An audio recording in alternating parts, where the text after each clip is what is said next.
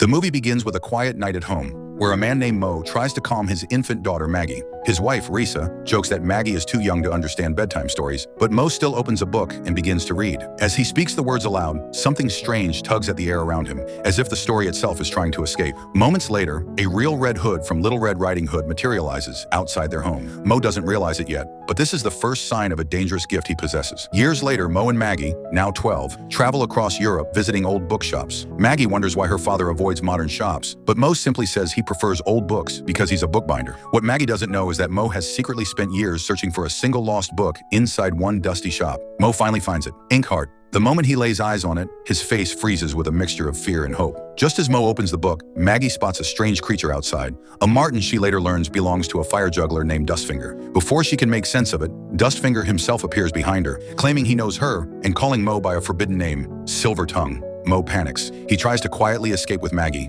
but Dustfinger warns him that a ruthless villain named Capricorn is coming for him. Mo refuses to listen, but Dustfinger insists. Capricorn knows Mo's location and wants him to read again, because Mo's voice has the power to bring fantasy to life. Maggie overhears their tense conversation and realizes her father is hiding a truth far bigger than she imagined. Without answering her questions, Mo orders Maggie into the van and drives away terrified. But Dustfinger's warning is already too late. They flee to Italy, to Maggie's great-aunt Eleanor, a wealthy woman obsessed with her massive library. Eleanor's mansion should have been a safe haven, but Dustfinger's betrayal ruins everything. Capricorn's tattooed henchmen arrive and break into the library, tearing apart the books as they search for Inkheart. Mo fights them off, but he, Maggie, and Eleanor are captured and dragged to Capricorn's grim village. Locked in a dungeon surrounded by monstrous creatures pulled from different books, Maggie demands the truth. Mo finally confesses. 12 years earlier, while reading Inkheart aloud, he accidentally summoned Capricorn and his men into the real world. But the book demanded a price. Risa, Mo's wife, was sucked into the story to replace the villains who escaped. The shock shatters Maggie. For years, she believed her mother abandoned them, never imagining she had been trapped inside a story. Soon they are brought before Capricorn himself, who smugly reveals the second Silver Tongue he has enslaved, Darius. But Darius stutters, twisting characters when he brings them out. His flawed magic leaves the bandits partially malformed, branded with words across their skin. Capricorn is tired of Darius's imperfections. He wants Mo's flawless power instead, and he will use Maggie as leverage to force his obedience. Mo refuses at first, but when Capricorn threatens Maggie's life, Mo reluctantly reads from Arabian Nights. Gold pours from the ceiling, along with a confused boy named Farid. Capricorn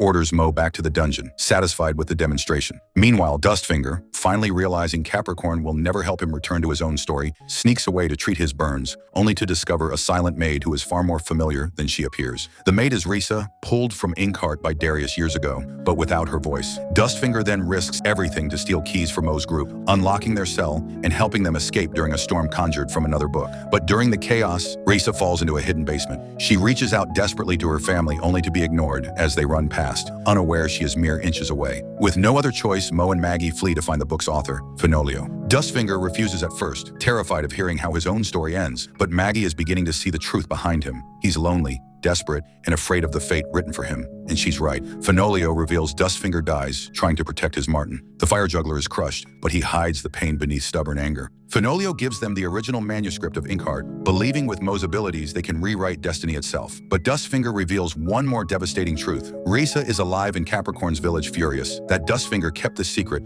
Mo forces him to guide the way back, promising to finally read him home afterward. Maggie stays behind with Fenolio, supposedly safe, but safe doesn't last. Maggie accidentally reads Toto from The Wizard of Oz, proving she has inherited her father's powers. Before she can hide it, Capricorn's men storm in. Discovering her gift, Maggie and Fenolio are captured and taken back to the village. Meanwhile, Mo and Dustfinger arrive separately and sneak through the shadows searching for Risa. Their paths begin converging toward a final, catastrophic showdown. Eventually, Maggie is brought before Capricorn, who now possesses the last surviving copy of Inkheart. He demands she read the terrifying creature known as the Shadow into reality. Maggie refuses, until Capricorn cruelly reveals Risa hanging helplessly in a net above them. Maggie breaks down, running to her mother as the truth sinks in. Her dad didn't abandon Risa, he lost her. Maggie and Fenolio are thrown into a cell beside Dustfinger, who explains everything Capricorn wants. Fenolio scribbles desperately, trying to write a story where the Shadow kills Capricorn, but his writing lacks the magic of the original Dustfinger. Disheartened, briefly escapes the cell only to run away. But as he reaches the edge of the village, he hesitates. For the first time, he chooses bravery over fear. Halfway through their escape plan, Eleanor returns, fierce and determined, to rescue Maggie.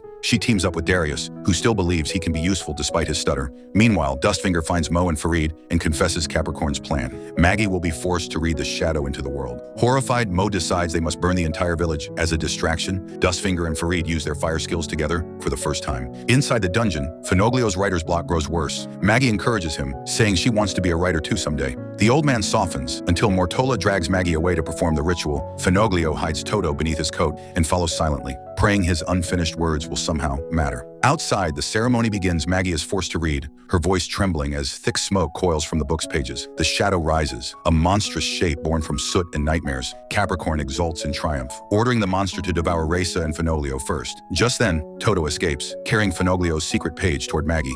Maggie reads the new words aloud, calming the shadow for a moment. Capricorn screams at the creature to ignore her, but the tide is turning. Maggie's power, mixed with Finoglio's rewritten text, begins reshaping destiny. The shadow listens to her instead of Capricorn, and its fury starts to shift direction. If you suddenly discovered you could rewrite reality with your voice like Maggie, what would you change first? Tell me in the comments. I'm curious what your imagination would unleash. As chaos erupts, Mo leaps from the shadows and tackles Capricorn to protect Maggie. The fire set by Dustfinger and Farid begins consuming the castle, creating the perfect distraction. Mortola snatches Finoglio's note and destroys it, but Maggie thinks fast. When Mo urges her to keep reading, she realizes there's only one way forward. She has to create the ending herself. Mo hands her a pen. With no paper left, Maggie writes directly onto her own arm, crafting a new prophecy. She declares that Capricorn will turn to ash and that his henchmen will be pulled back into their story forever. Her voice carries the weight of truth, and instantly Capricorn crumbles into dust as his followers vanish into nothingness. The shadow disintegrates as Finoglio, delighted with Maggie's rewrite, begs her to send him into the world of his own story. She grants his wish, freeing him at last. Then she rewrites the damage Capricorn caused, restoring her mother's voice. Mo and Risa finally reunite. Overwhelmed with relief, Eleanor rushes to them as well,